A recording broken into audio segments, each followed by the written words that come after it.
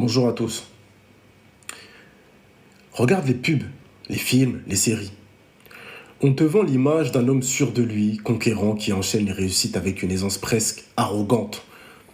On te raconte qu'à notre époque, tout est plus facile, plus de choix, plus de liberté, plus de confort. Mais si tout va si bien, pourquoi tant d'hommes prennent-ils une angoisse sourde, se noient dans le travail, s'isolent dans la dépression ou l'addiction? Pourquoi le malaise masculin est-il devenu un thème central, même si personne ne veut l'admettre? La société contemporaine nous présente sans cesse des modèles d'hommes invincibles. Le cadre dynamique qui gère tout avec un sourire, l'entrepreneur qui enchaîne les succès, l'athlète à la plastique irréprochable, ou encore le séducteur qui accumule les conquêtes. On suggère que tout est plus aisé pour l'homme moderne, la technologie à portée de main, le confort matériel, les libertés acquises. Alors, comment expliquer la solitude, la dépression, l'isolement affectif, l'augmentation des suicides, l'explosion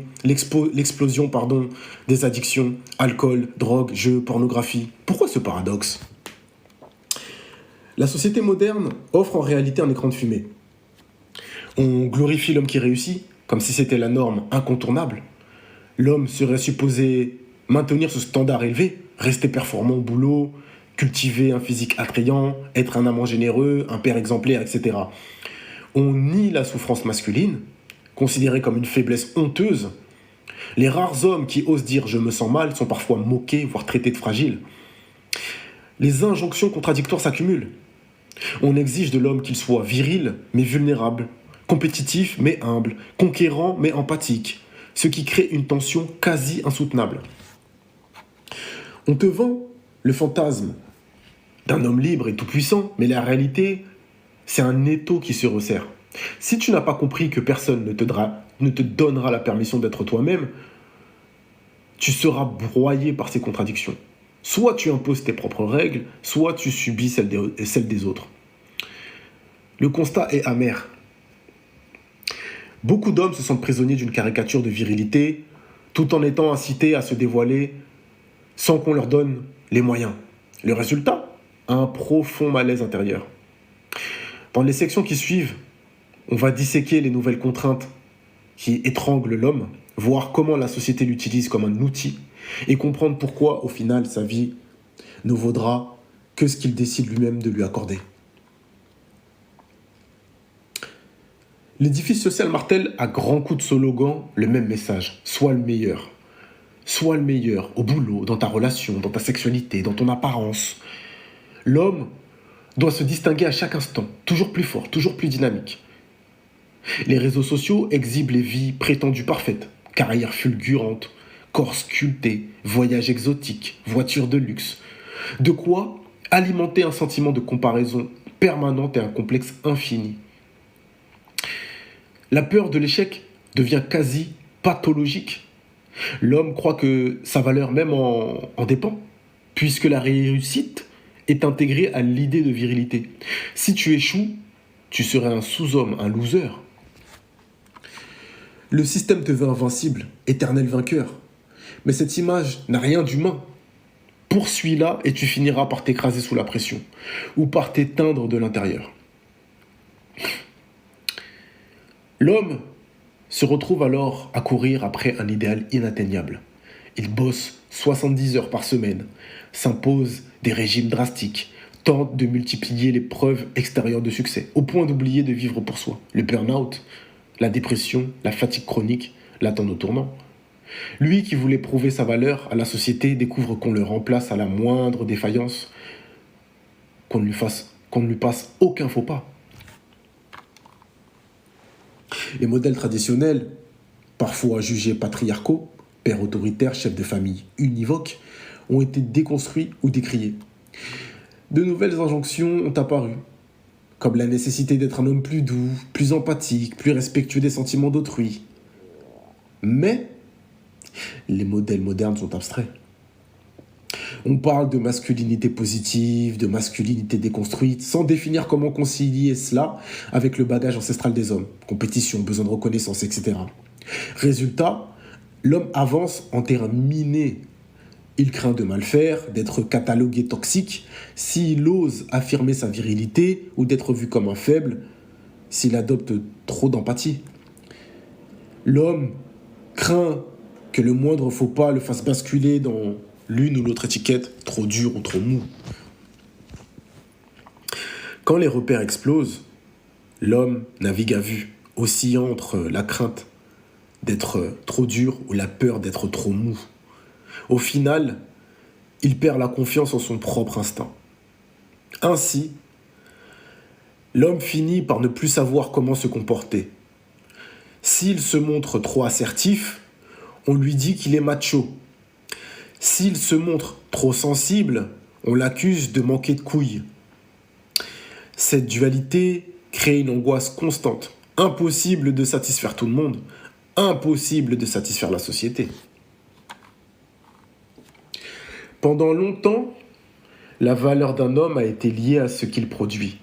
Dans le monde moderne, cela perdure, mais sous des formes plus insidieuses. Tant que tu rapportes quelque chose, argent, profit, innovation, force de travail, tu as une place reconnue.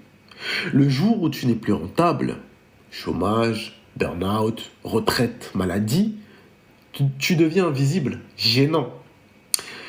Plus personne ne te regarde en champion.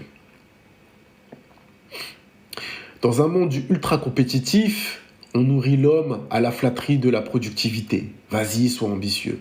Puis, on l'éjecte sans pitié quand il ne suit plus la cadence. La société adore que tu bosses 70 heures, que tu sois ambitieux, combatif, jusqu'à ce que tu n'en puisses plus. Alors elle te remplace. Ni remerciement, ni compassion. La pression est énorme. Prouve sans cesse ta valeur par tes résultats. Le moment où tu montres une faille, fatigue, perte de motivation, cela devient synonyme de disgrâce. Dans ce schéma, l'homme est un outil, un rouage du grand marché, de la performance. Au lieu de considérer son épanouissement global, on ne retient que ses chiffres, ses heures et ses gains. Parallèlement, l'homme n'est pas seulement sommé de produire, il doit aussi consommer. Eh oui. Il est encouragé à dépenser pour montrer sa réussite et se sentir au top. Accumuler pour exister. Des gadgets high-tech, une voiture de ouf, une garde-robe bien soignée, la salle de sport, les voyages. En fait, tout ce qui prouve que t'es un vrai mec vivant la belle vie, quoi, la vida loca. Il faut un portefeuille ambulant. Le marketing exploite ses insécurités, sa soif de validation, pour l'inciter à acheter encore et encore. L'ego masculin se fait manipuler. Montre que tu es un homme en possédant ceci.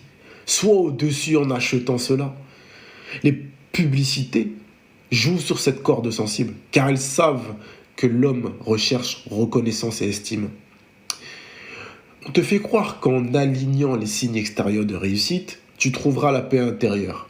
Mais tu ne fais que remplir les poches de ceux qui surfent sur ta soif de validation. Ainsi, l'homme est un outil de production et un consommateur modèle. Il gagne de l'argent pour pouvoir le dépenser, prouvant qu'il est conforme à l'idéal viril. Puissance financière, symbole de succès. Mais dans cette spirale, il ne trouve pas la liberté promise. Il ne fait qu'enchaîner les heures de travail pour accumuler des biens censés lui conférer une identité valorisée par la société.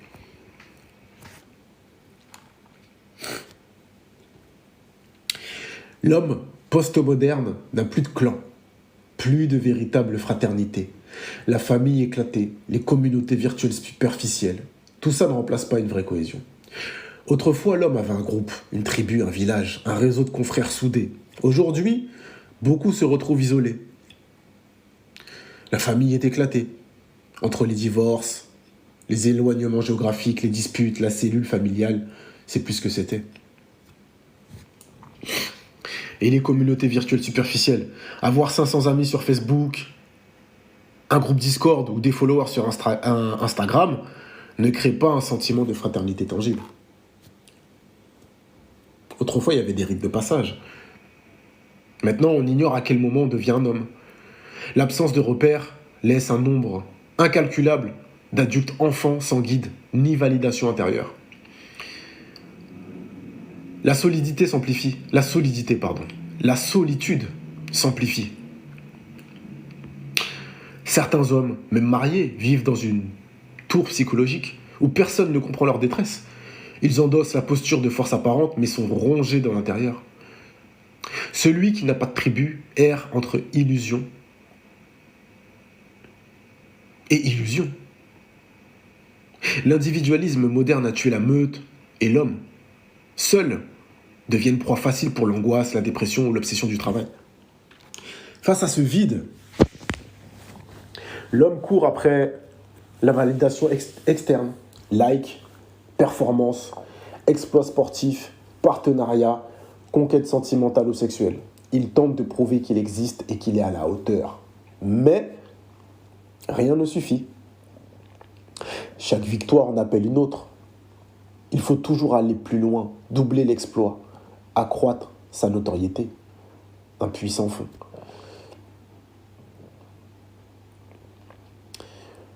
Le vide intérieur grandit. Sans fondation solide, estime de soi, sens profond, les succès éphémères ne remplissent pas le manque. Le miroir est brisé. Les réseaux sociaux ne renvoient qu'une image déformée. Les centaines de likes ne comblent pas le sentiment d'isolement réel. Plus tu cherches à combler ton vide par l'approbation des autres, plus ton vide grandit, car tu mises sur un miroir brisé qui reflète l'image déformée de ta valeur. Sans ancrage, l'homme se retrouve vidé. Il a beau engranger des réussites, quelque chose sonne faux. Il ne sait plus pourquoi il se bat. Sinon pour obtenir un chiffre de plus, un like de plus. Cette frénésie couvre une angoisse persistante. Celle de ne jamais se sentir assez bien. Croire que la société te donnera ta valeur, c'est croire qu'un carnivore adoptera subitement un régime vegan. C'est illusoire. La société te voit comme un moyen. Un homme averti le sait et n'attend rien d'elle. Il prend ce qu'il veut prendre, se fixe ses propres objectifs et forge sa valeur de l'intérieur. Un homme conscient doit réaliser que pour suivre l'idéal collectif, toujours plus performant, toujours plus riche, toujours plus adulé, est un piège. Cette société ne le reconnaîtra jamais entièrement. Elle se nourrira de son énergie, le louera tant qu'il est utile, puis l'oubliera dès qu'il faiblit. Par conséquent, cessez de mendier la reconnaissance. Définissez vos priorités, vos valeurs intrinsèques. Décidez de ce qui compte réellement. Famille, passion, spiritualité, projet, etc. Sans se laisser dicter la norme. Développez votre propre tribu. On a tous besoin d'un clan, de vrais amis, de frères de cœur qui partagent nos principes. Seul, on se fragilise. Ensemble, on se soutient et on se challenge mutuellement. Entourez-vous de numéro 10. Pas de mecs sur le banc des remplaçants. Acceptez la confrontation avec soi-même. Osez regarder vos failles. Avec ses peurs. Affrontez l'inconnu. Avec le monde. Ne fuyez pas la compétition. Mais insérez-vous dans cette compétition selon vos propres règles à vous. L'homme qui fuit le combat ne découvre jamais sa force. Trop d'hommes courent pour courir. Viser le record, le poste le plus élevé, l'accumulation de biens, l'enchaînement de conquêtes. Or, sans un pourquoi intérieur, cette course devient absurde. Choisissez vos batailles, les gars. Décidez pourquoi vous vous battez. Qu'est-ce qui mérite votre énergie? La performance n'a de valeur que si elle sert un but qui nous élève, pas si elle nous enferme dans la vanité. Autorisez-vous une certaine vulnérabilité.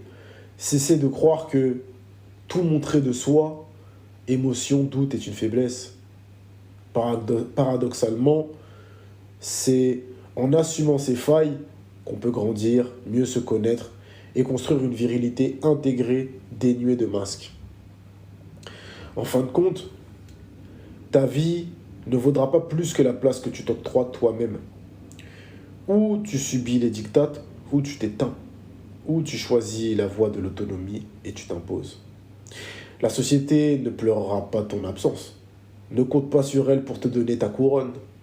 Toi seul peux la forger, et personne n'a à valider ton règne si tu es décidé à l'exercer. Au final, la valeur d'un homme réside dans sa capacité à se définir par ses propres critères, à bâtir une cohérence interne plutôt qu'à poursuivre les fantômes de la réussite imposée. Cela ne signifie pas rejeter toute ambition ou tout défi. Au contraire, il s'agit de choisir sciemment ses objectifs en sachant qu'ils correspondent à ses convictions profondes. Prenez ce qu'il y a de bon. On peut utiliser la technologie, l'évolution des mœurs, le libre choix de carrière pour se réaliser, à condition de rester vigilant sur la tentation de la surenchère.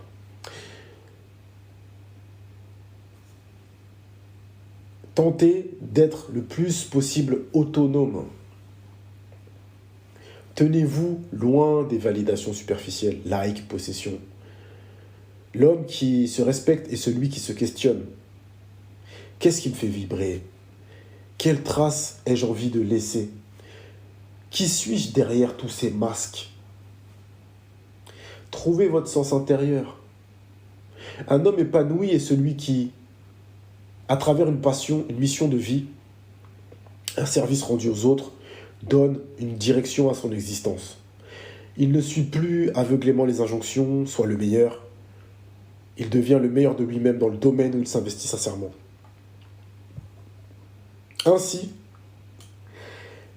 la vie d'un homme ne peut être jaugée uniquement par les standards de la productivité ou de la consommation. Elle se mesure à l'aune de la cohérence entre ses aspirations profondes et ses actes.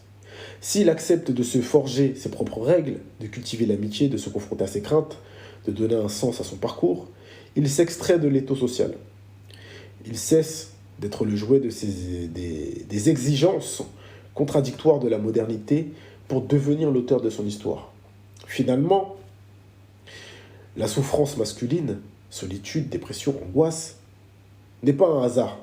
Elle est le symptôme de cette contradiction insoluble où l'homme veut plaire à la société tout en se conformant à 1000 injonctions.